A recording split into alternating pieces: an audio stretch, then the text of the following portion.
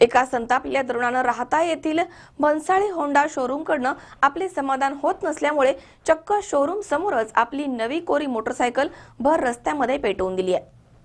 एका संतापलेल्या तरुणानं राहता येथील भन्साळी होंडा शोरूमकडनं आपलं समाधान होत नसल्यामुळे चक्क शोरूम समोरच आपली नवी कोरी मोटरसायकल भर रस्त्यामध्ये पेटवून दिली आहे। राहता साकोरी परिसरामधील ही घटना आहे। प्रमोद सुदाम निर्मळ या तरुणानं भन्साळी होंडा शोरूमकडनं आपलं समाधान होत नसल्यामुळे चक्क शोरूमच्या समोर आपली नवी कोरी मोटरसायकल भर रस्त्यामध्ये पेटवून दिली आहे। उन्हाचा तडाखा असल्यामुळे काही वेळामध्येच गाडीनं पेट घेतला। यावेळी बघ्यांची मात्र इथे प्रचंड गर्दी झाली होती। राहता नगर परिषदेच्या अग्निशामक दलाला यावेळी पाचारण करण्यात आलंय, मात्र तोपर्यंत ही मोटरसायकल जळून खाक झाली होती। यावेळी संतापलेल्या गाडी मालकानं शोरूमकडनं तक्रार निवारण न झाल्यामुळे आपण गाडी पेटवून दिल्याचं सांगितलंय।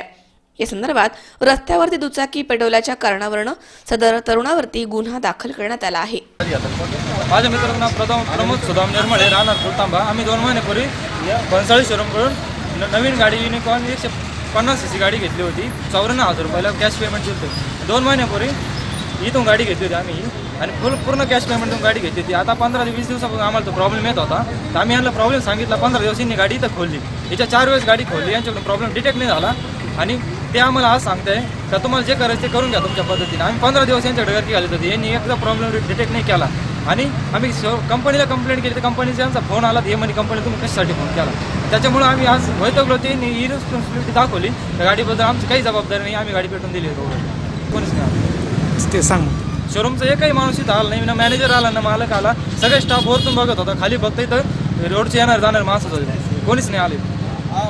योगेश डोके, C24 तास, कोपरगाव। सबस्क्राइब करा आमच्या YouTube चॅनलवर आणि बेल आयकॉनवरती क्लिक करा सर्वात पहिले आपल्या परिसरातील बातम्या बघण्यासाठी।